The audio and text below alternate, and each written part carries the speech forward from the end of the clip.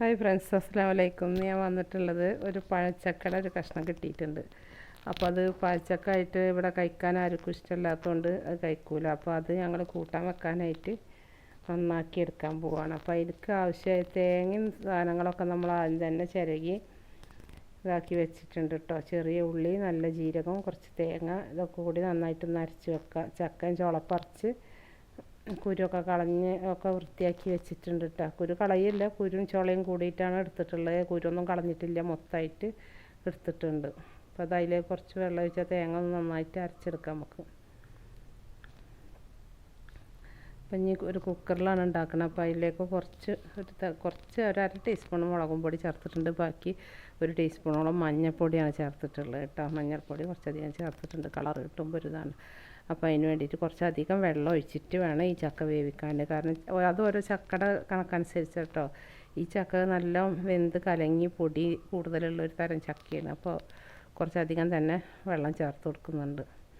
ഇതൊക്കെ വെന്ത് ഉടഞ്ഞ് വരാനുള്ള വെള്ളം ചേർത്ത് കൊടുക്കുന്നുണ്ട്. ചില ചക്കക്ക് ഇത്രയും ഇതുണ്ടാവില്ല, അപ്പോൾ കുറച്ച് വെള്ളം മതി അങ്ങനെ. അപ്പോൾ അതും കൂടെ ചേർത്ത് കൊടുത്ത് ഉപ്പ് ഇട്ടിട്ട് നമുക്ക് ഇതൊന്ന് കുക്കറിൽ വിസിലടിക്കാൻ വെക്കാം. ഒരു 4-5 വിസിൽ അടിച്ചാൽ വെന്ത് കിട്ടും നന്നായിട്ട്. അപ്പോൾ അതിൻ്റെ വീഡിയോ ആദ്യമായിട്ട് കാണുന്നവരാണെങ്കിൽ ഒന്ന് ലൈക്ക് ചെയ്യാനും സബ്സ്ക്രൈബ് ചെയ്യാനൊന്നും മറക്കരുത്. ഒന്ന് സപ്പോർട്ട് ചെയ്യണേ. പിന്നെ നിങ്ങളൊക്കെ എരിശ്ശേരി എന്നൊക്കെ പറയും, ഞങ്ങൾ ചക്ക കൂട്ടാനെന്നൊക്കെ പറയും, എങ്ങനെയെന്ന് അറിയില്ല. പിന്നെ ചിലർ തേങ്ങ അരക്കാതെ ഉള്ളിമുളകൊക്കെ വറവിട്ടിട്ട് അങ്ങനെ ഉണ്ടാക്കും. അപ്പോൾ അതൊക്കെ ഓരോരുത്തരുടെ ഇഷ്ടമാണല്ലോ. അപ്പോൾ എല്ലാവരും ഇഷ്ടം എങ്ങനെയാണെന്ന് വെച്ചെങ്കിൽ ഒക്കെ ഒന്ന് അറിയണവരൊക്കെ ഒന്ന് കമൻറ്റ് ചെയ്യാം. അപ്പോൾ അതാ ചക്ക ഒരുവിധമൊക്കെ വെന്ത് വന്നിട്ടുണ്ട് കേട്ടോ. അപ്പം ഇനി നമുക്ക് കുക്കർ തുറന്ന് നോക്കാം. 4-5 വിസിലൊക്കെ അടിച്ച് നോക്കുമ്പോൾ ഇതാ നല്ലോണം വെന്ത് കലങ്ങിയിട്ട് കിട്ടിയിട്ടുണ്ട്.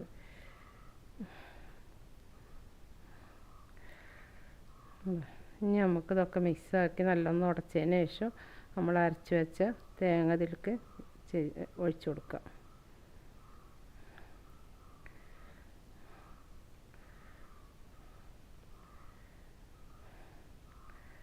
അപ്പോൾ തേങ്ങ ചേർത്തിട്ട് ഇനി നന്നായിട്ടൊന്ന് മിക്സ് ചെയ്തെടുക്കണം. അപ്പോൾ ഇതൊക്കെ നമുക്ക് ഓരോ സീസണിൽ മാത്രം കിട്ടുന്ന ഒരു സാധനങ്ങളാണ്. ഈ ചക്ക, മാങ്ങ ഇതൊക്കെ നമ്മളെ പറമ്പിലൊക്കെ ഉണ്ടാകുമ്പോൾ കിട്ടുന്ന ഒരു ഇതാണ്. അപ്പോൾ പരമാവധി കിട്ടുമ്പോഴൊക്കെ നമ്മൾ ഉണ്ടാക്കി കഴിക്കുക എന്ന് മാത്രം. അപ്പോൾ അതിന് വേണ്ടിയിട്ട് ഇതാ നല്ലോണം വെന്ത് ഉടച്ചിട്ടുണ്ട്. ഇനി അതിലേക്ക് കുറച്ച് കറിവേപ്പില ഇട്ടിട്ട് ഒരു 5 മിനിറ്റ് ഒന്ന് അടച്ച് വെക്കാം.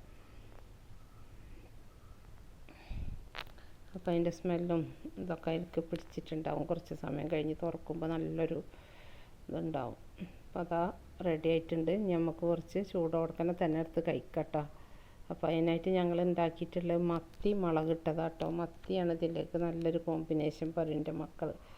അപ്പോൾ മത്തിക്കറി ഉണ്ടാക്കണ ദിവസമാണ് ഇത് ഉണ്ടാക്കാറിട്ടോ. അതും കൂടിയിട്ട് ചൂടോടെ കഴിക്കാനായിട്ട് നല്ല ടേസ്റ്റാണ്. അപ്പോൾ നിങ്ങളുടെയൊക്കെ അഭിപ്രായങ്ങളൊക്കെ കമൻറ്റിലൂടെ അറിയിക്കുക. ലൈക്ക് ചെയ്യാനും സബ്സ്ക്രൈബ് ചെയ്യാനും മറക്കരുത്. അടുത്ത വീഡിയോ ആയിട്ട് വരുന്നവരെ ബായ്.